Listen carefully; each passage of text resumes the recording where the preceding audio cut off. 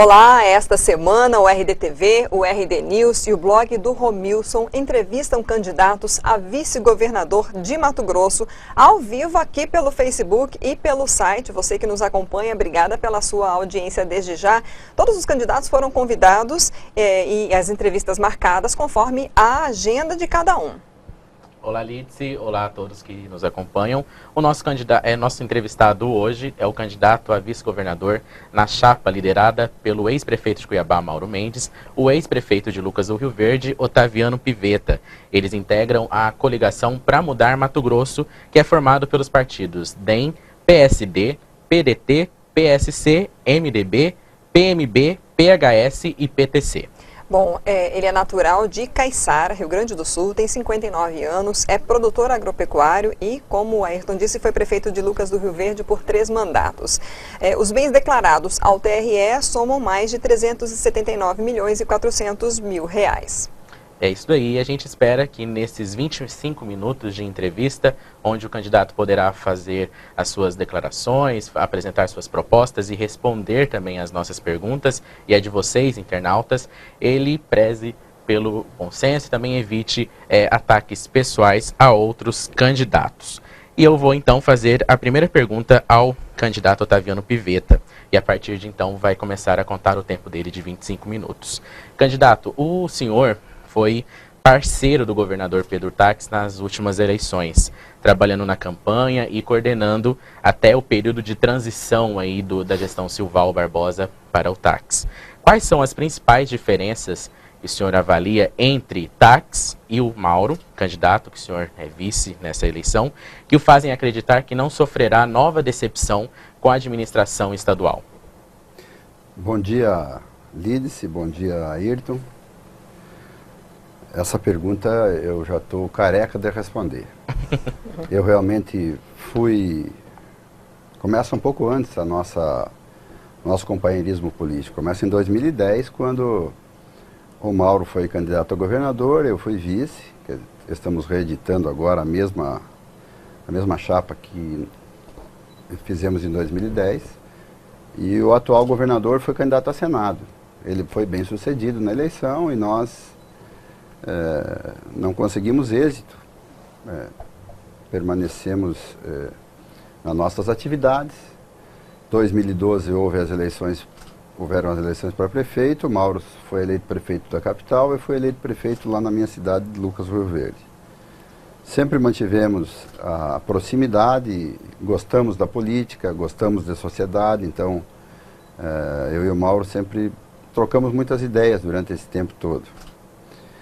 E em 2014, o então senador quis concorrer ao governo do estado, nós concordamos, achamos que era a pessoa certa naquele momento. Ele me convidou para ser o coordenador da campanha, eu me licenciei do meu município e vim para Cuiabá coordenar a campanha. Depois me convidou também para coordenar a transição, me licenciei novamente. Vim coordenar a transição. E as diferenças começaram logo no início, quando na transição havíamos combinado de planejar as ações a partir do início de janeiro, diminuindo o custo da máquina pública, melhorando a eficiência, melhorando os serviços. Fizemos um diagnóstico amplo do estado, fizemos um planejamento dos 100 primeiros dias. E o que eu pude perceber, e muitos companheiros também perceberam, é que não houve a vontade da parte dele de botar em prática aquilo que nós tínhamos propagado aos 4 cantos do estado que ele faria. E aí começamos, mas entendemos, porque ele foi eleito, enfim, era ele que tinha que definir. E permanecemos na expectativa, daí já não mais participando da cúpula governamental. E na medida que o tempo foi passando, nós fomos nos distanciando, as coisas não aconteceram. Começamos a ver muita propaganda sem ação, começamos a assistir muitas incoerências, muitas incongruências. Depois, a expansão dos conflitos, da política sem resultado, até os escândalos que surgiram ao longo dos últimos 3 anos. Quer dizer, o desencantamento, né, fez com que ele ficasse sozinho. Dos companheiros de primeira hora e que acreditavam que ele fosse nos representar, não tem nenhum junto com ele. Nenhum. Tá todo mundo do outro lado. Então, isso mostra que não é um problema pessoal, não tem nada pessoal, nada. É que nós já passamos da idade de ter essas amizades cegas e fazer o abraço dos afogados. Nós tentamos alertar para tudo, não fomos bem sucedidos, então cada um toma seu caminho. O que aconteceu foi isso. Hoje, o Mauro, eu permaneci numa relação muito próxima, confio muito no Mauro. Ele publicamente se apresentou aqui para a sociedade, governou Cuiabá 4 anos, então, é uma pessoa que a sociedade conheceu na lida, né, fazendo, foi testado. Eu tenho 20 anos de mandato, 16 anos de mandato. Também sou muito conhecido pelos meus feitos. Eu acho que Mato Grosso não pode mais experimentar, tem que procurar escolher alguém que já tenha mostrado que pode e que sabe fazer, para que nós paremos de perder tempo. Foram os 8 últimos anos muito ruins para a sociedade mato-grossense. E o senhor acredita então que o que está sendo planejado, que será planejado em um eventual governo, será cumprido, será seguido pelo candidato Mauro? Eu acredito muito. Até porque chegamos numa situação em que o Estado não permite mais muitas derivações. O Estado, se for a vontade de Deus e o povo mato-grossense e o Mauro for eleito, eu sou convidado dele para ser vice-governador e também para ajudá-lo na governança. O Estado precisa atitudes rápidas, eficientes, inteligentes. Então, se nós ganharmos a eleição, o planejamento, o diagnóstico começa logo após as eleições, o planejamento também, e nós precisamos chegar em janeiro sabendo que já vai colocar em prática, o que fazer, tem que estar já articulado com o Poder Legislativo para aprovar as reformas e as leis que precisam ser aprovadas para sustentar o Estado em pé. Nós temos consciência de que nós vamos assumir o Estado, se formos eleitos, com dívidas vencidas e não pagas da ordem de 4 bilhões de reais. Isso é um desafio enorme, é um sacrifício grande que vai ter que exigir esforço conjunto de todos os mato-grossenses. Bom, na prática, o vice, ele tem o papel aí de substituir, né, o chefe do executivo estadual, nas suas ausências, viagens, enfim. Só que aqui no estado a gente percebe que ele tem sido um papel fundamental também. Qual o perfil que o senhor pretende adotar como vice-governador, caso eleito? O senhor pretende, por exemplo, assumir alguma pasta? Não, eu pretendo ser útil. Mas o mandato é do governador. O dever constitucional do vice é muito simples, é substituir o titular na sua ausência, ou na sua falta. Eu tenho muita afinidade com o Mauro, de pensamento, temos muitas combinações de ideias em relação ao que queremos fazer no Estado, o que já fizemos e o que queremos fazer. Então, eu acredito que eu posso ser útil e ajudar a desempenhar funções no Executivo que possam dar lucro social, possam ser convenientes para o governo e para a sociedade mato-grossense. Ótimo. Lembrando que nós já temos, Lídice, mais de 7 minutos de entrevista. O senhor acabou de falar sobre a dívida que a nova gestão vai encontrar aí no governo, que chega a 4 bilhões. No entanto, em Lucas do Rio Verde, quando o senhor deixou a prefeitura, o atual prefeito, Luiz Binotti, declarou que encontrou na prefeitura um déficit financeiro de 6,7 milhões de reais deixados pela sua gestão, o que resultou em decreto de contingenciamento de despesas nas secretarias, cortes de gastos e auditorias em contratos com empresas que venderam produtos ou prestaram serviços na administração do senhor. O que aconteceu lá na prefeitura? Houve mesmo esse déficit? E não é o senhor questionando isso no governo estadual também não é uma incoerência? Se eu tivesse deixado o déficit, eu teria sido pego pela lei de responsabilidade fiscal, porque o gestor não pode deixar passivo financeiro para a gestão seguinte.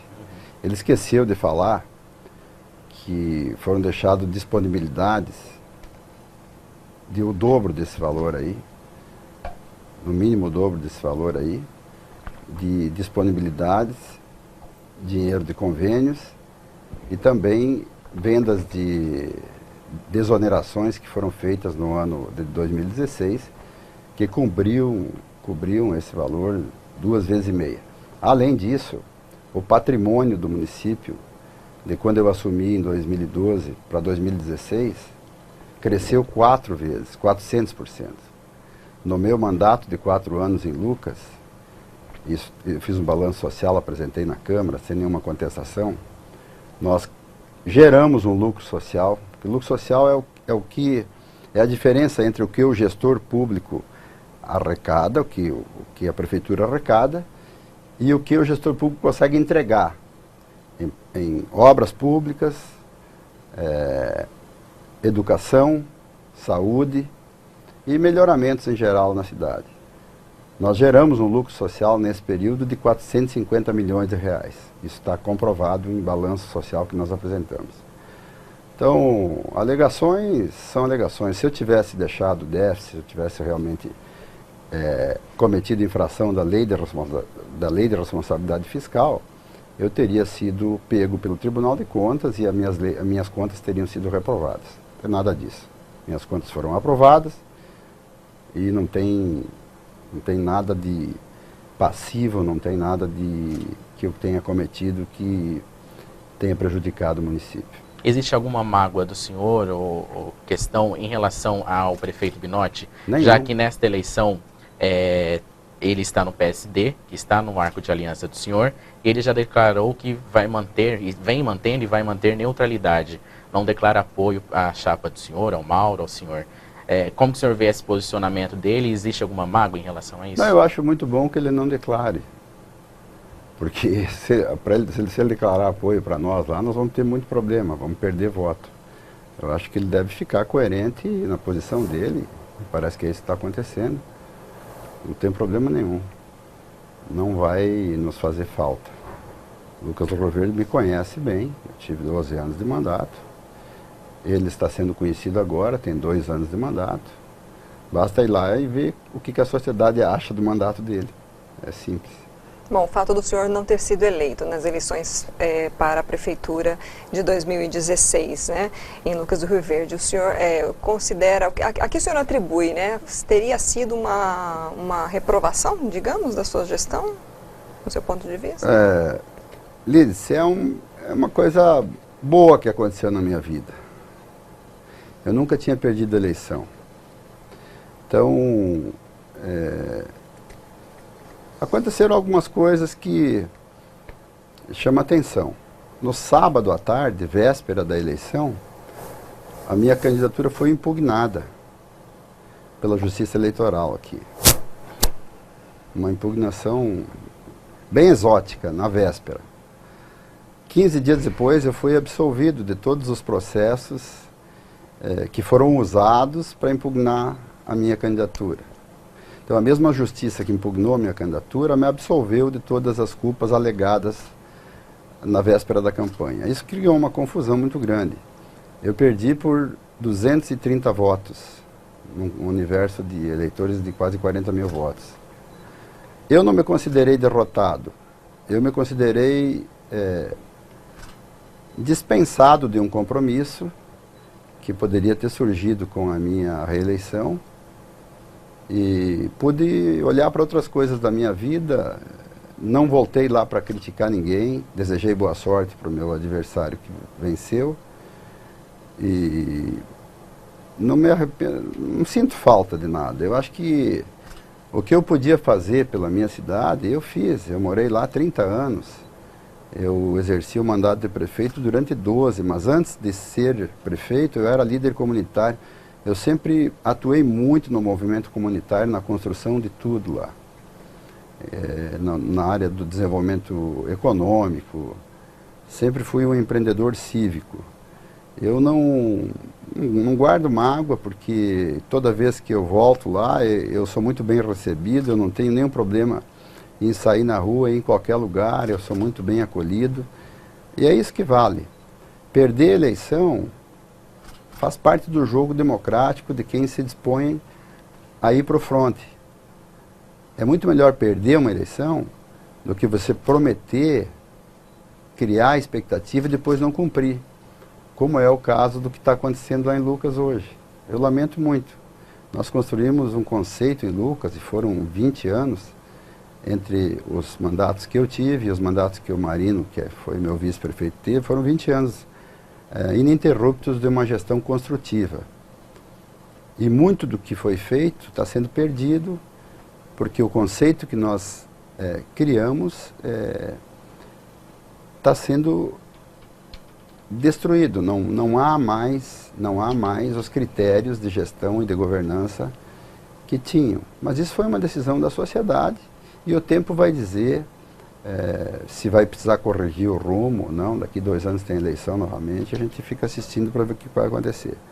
O fato é que eu não tenho nenhum sentimento de tristeza por ter feito o que eu fiz lá, por ter vivido lá, e por ter me dedicado à vida pública, e nem por ter perdido essa eleição, porque foi pedagógico para mim, foi muito importante na minha vida também.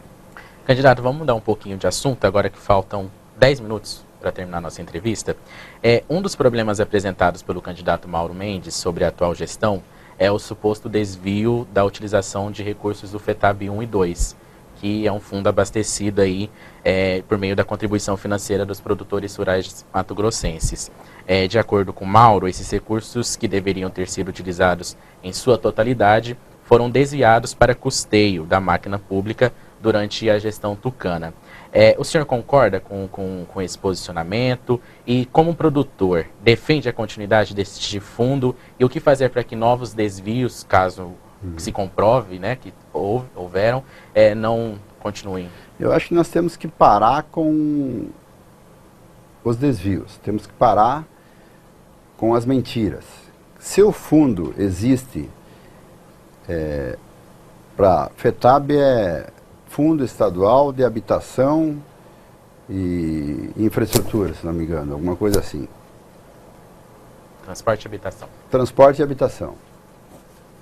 Não se investe em habitação, recursos desse fundo, e se investe pouco em transporte, em infraestrutura de transporte.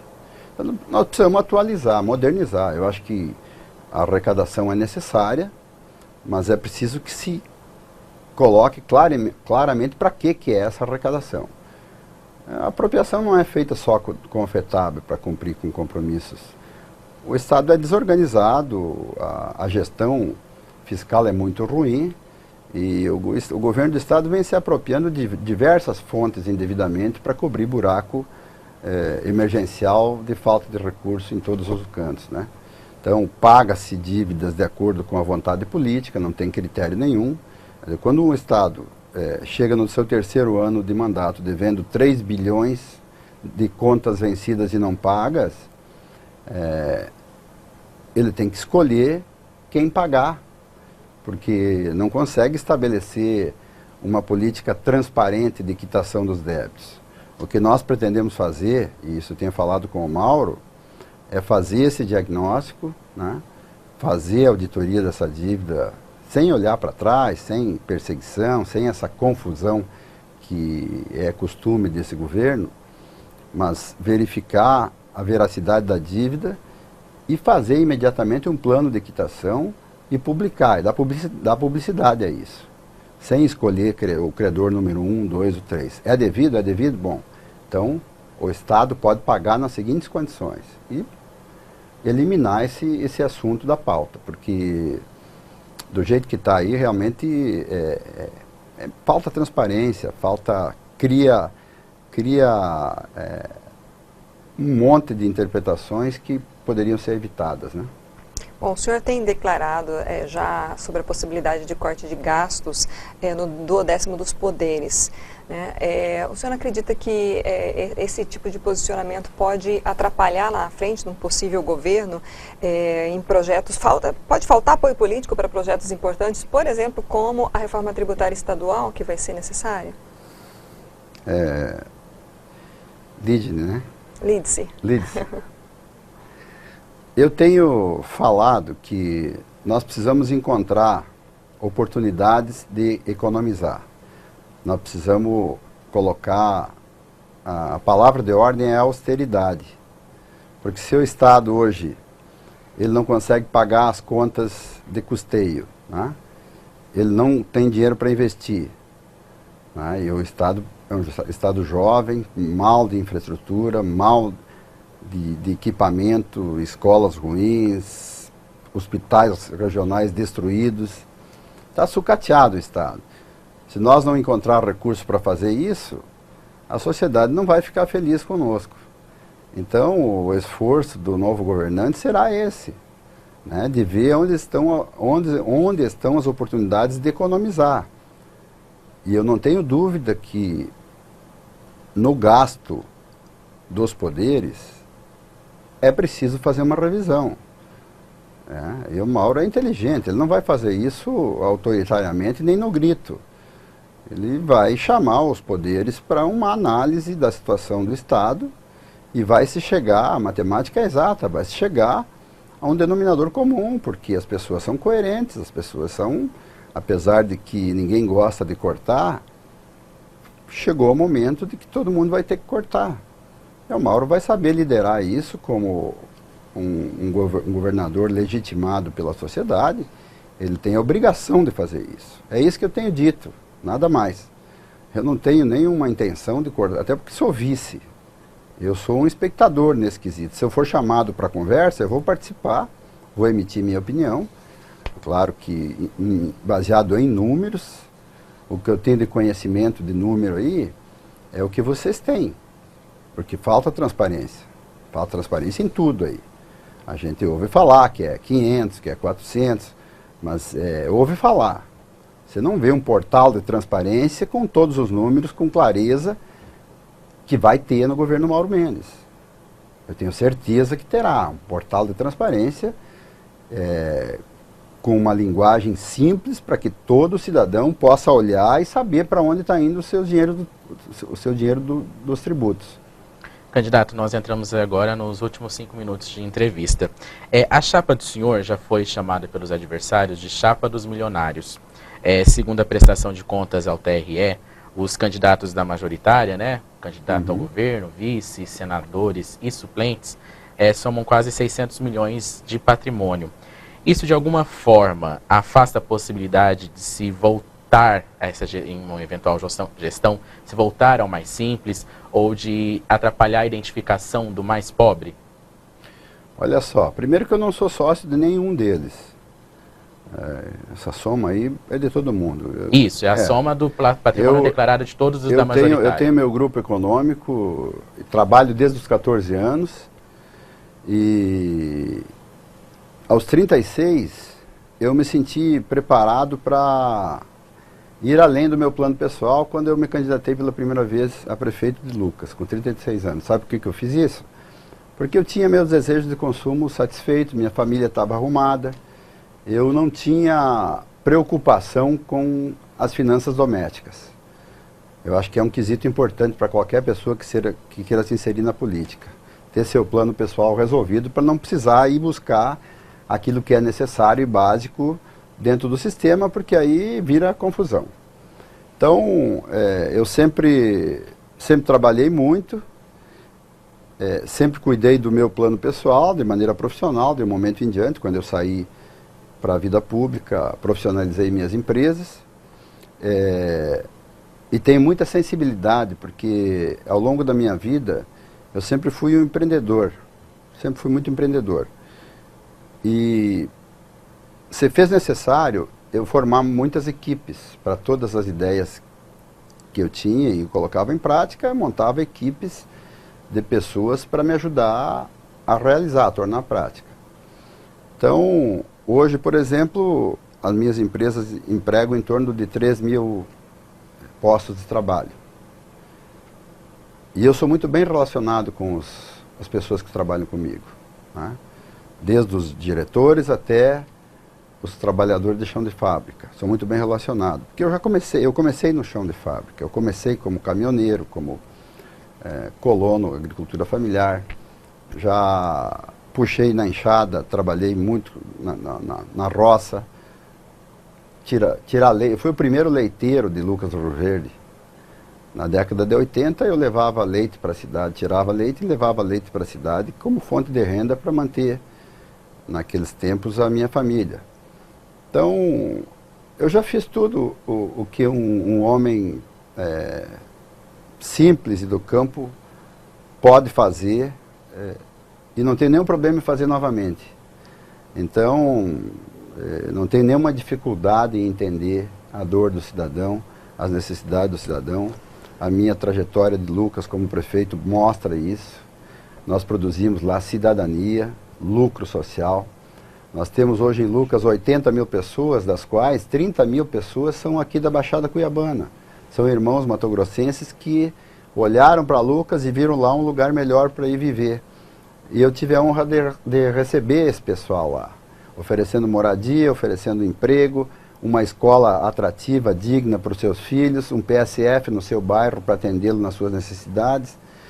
Então, o fato da gente ter acumulado alguma riqueza não nos tira a capacidade de ser humano. E eu me sinto cada vez mais humano. Gosto. Se não gostasse, não estaria me colocando à disposição, né? E tem mais um equívoco. Essa declaração fala do patrimônio, mas não fala da dívida, né? A dívida é grande também. A gente paga muito juro nesse país. Bom, aliás, trabalhamos para pagar juro. Candidato, nós estamos já com o nosso tempo esgotado, já tem 25 minutos de entrevista, então só para encerrar, a gente quer deixar aí o último minutinho para o senhor falar aí sobre, responder a seguinte pergunta: por que então a sociedade mato-grossense deve escolher a chapa Mauro Mendes e Otaviano Pivetta para governar Mato Grosso? Um último minutinho, a gente já está extrapolado no tempo. Vou dar uma sugestão, analisa o currículo dos candidatos. O Mauro Mendes está experimentado aqui em Cuiabá, foi aprovado pela sociedade. Eu fui experimentado durante um longo tempo em Lucas. Acho que fui aprovado também pela sociedade. Os outros candidatos, um está governando, a sociedade tem facilidade em avaliar. O outro que se apresenta querendo governar, nunca governou nada, né? Nunca governou nada. Então, eu diria que a sociedade está tendo a oportunidade de eleger gestores experientes e que têm capacidade para colocar o estado de Mato Grosso para andar, né? Melhorar os serviços públicos, ter uma boa relação com os servidores, apaziguar essa bronca toda que se criou nesses últimos tempos com esse governo, né? Pacificar o estado. Ok. Para encerrar, o número da chapa de vocês? O número do Mauro é 25. Isso, ok. Só para a gente finalizar com 25 o número. Obrigada é o número pela sua Mauro. presença. Obrigado. Obrigado, Lídice, obrigado ao candidato e a todos que nos acompanharam, e até uma próxima. Bom, essa entrevista fica disponível então no site RD News, no site RD TV e também no nosso canal do YouTube. É só ir lá, curtir e compartilhar. Obrigada, até a próxima. Muito obrigado.